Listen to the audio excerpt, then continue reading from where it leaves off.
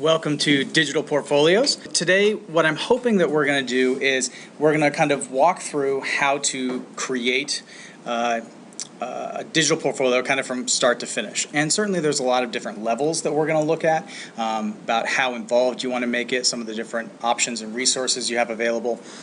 But I think what's important is that we kind of walk away just understanding some of the tools that are there and kind of how to begin to do this so that it becomes a lot easier for us when it actually comes time to put stuff together. So on all of your computers you should have had the digital portfolio file folder. So let's go ahead and open the Merit Salary Evaluation Digital Template. We have a simple document that I've created to kind of get us started. So as the most basic introduction to this, the way I've gone about doing it is I've created everything and organized it as a PDF. In order to do that and to use all the functionality that we're going to go over today, you really do need Adobe Acrobat Pro. And so you can buy it at the Union Bookstore for $100, just Acrobat Pro, or as I think a lot of other people might choose to do, you can download the free trial version that's good for 30 days.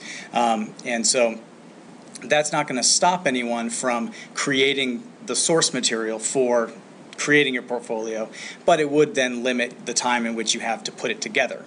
So every year they come out with a new version of this stuff, so every year you could download it for the 30 days or thereabouts before you're about ready to create your portfolio, and then use it, and then just not upgrade to the full version.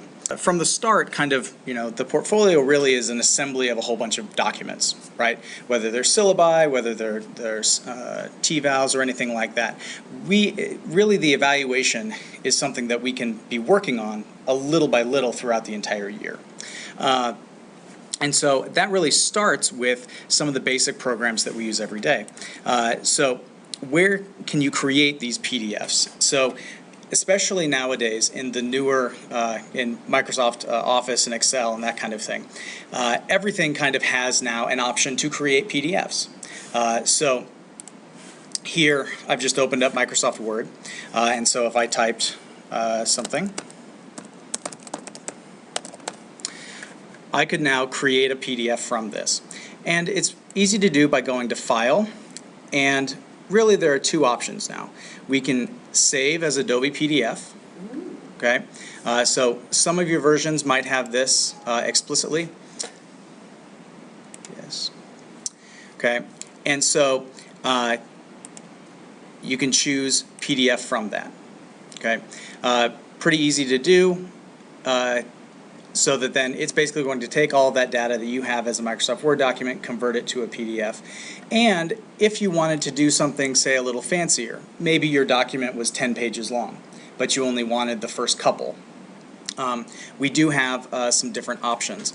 And so if we click on options, we can choose our page range. Okay, so we could choose a couple or the entire document.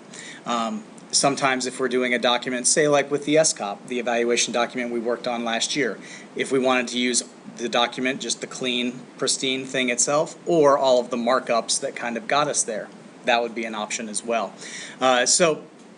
In these options, it gives us a lot of different opportunities to kind of really put forth our best work. We can say OK to that.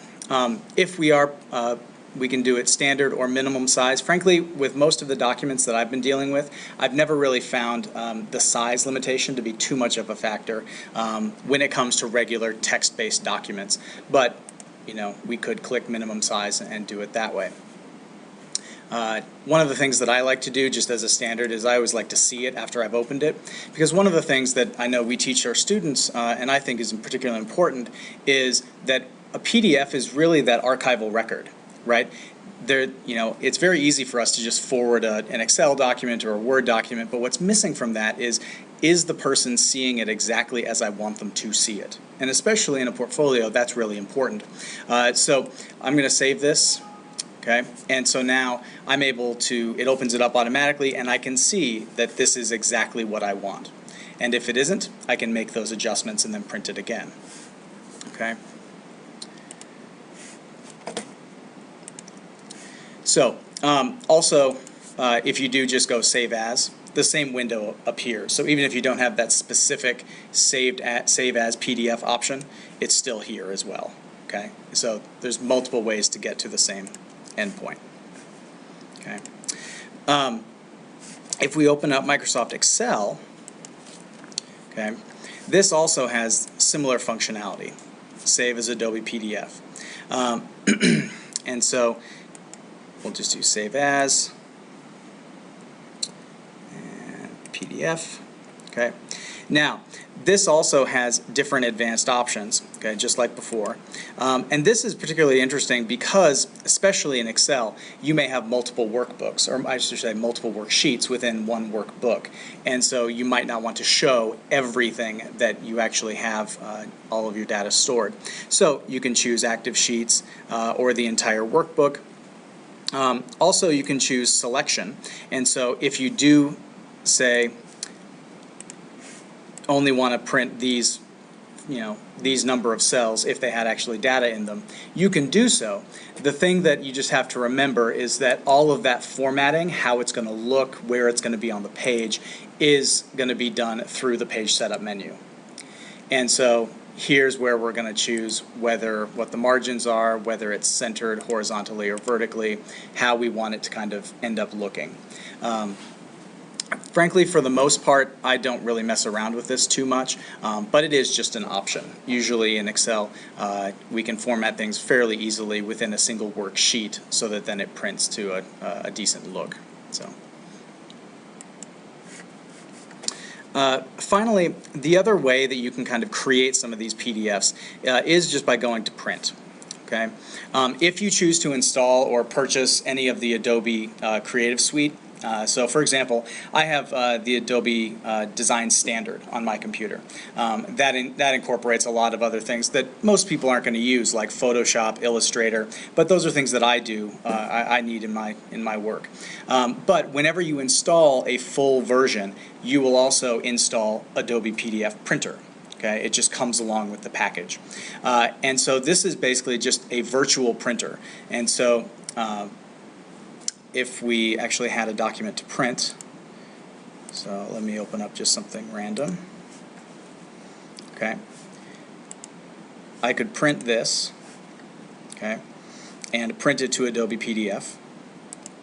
And if that was the way I liked it, I could choose where I wanted to save it, and then could go ahead and do that. And now it's going to open it up. I have a PDF that I can utilize and manipulate within my document. Now, there are other ways to get PDF printers as well. Most notably, and frankly free, which is nice, is if you go or just search for Qt PDF. Wonderful name. Qt PDF is a freeware printer that you can download and functions exactly the same way as Adobe PDF. And that way it's tied in and worked into your machine so that whatever document you're choosing to print, whether that's an Excel spreadsheet, or a Word document, or even pictures, you can print them to that virtual printer and then turn them into kind of that universal PDF format. So, I find this especially helpful for utilizing kind of visual material like photos. And so what we might also do is, say, utilize another site. One that I've used in the past is called Photor.com. And it's another free website in which you can create photo collages. And so you're able to pick any number of different templates and add photos. Let's see what we have.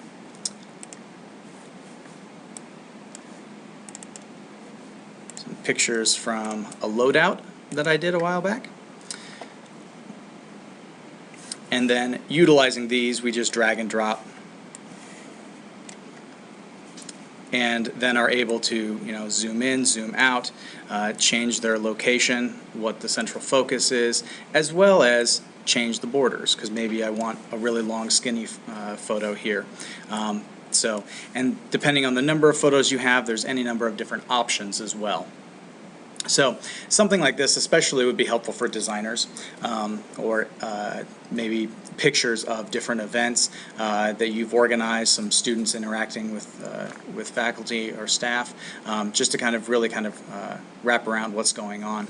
In addition, there's a number of other things that you can add. So you can add text to kind of set this apart and say exactly what it is that we're looking at. And then when this is done, you save this image. So we can just save this. And it saves it as a PNG, which is just another file type.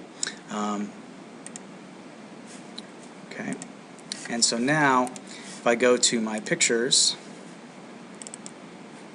okay, I should have a PNG file here. Okay, so this was the image that I just created. If I open this up, I can go to print and choose Adobe PDF, or if I didn't have Adobe PDF, Qt PDF would also show up here. Okay, and then that way it's a little bit roundabout way, but especially if you're not willing to throw down the $300 or whatever it is for Design Standard, or $500 for Design Premium, you can do a lot of simple manipulations to get things the way you want them to. Okay. Also, we'll talk about this a little bit later as well, but there's also ways to then interact with different external sites such as Google Pics, Dropbox, and YouTube and that kind of thing within your portfolio as well. So know that there's really no limit to the media in which you want to present. It's just a matter of how we start to kind of work that into the document.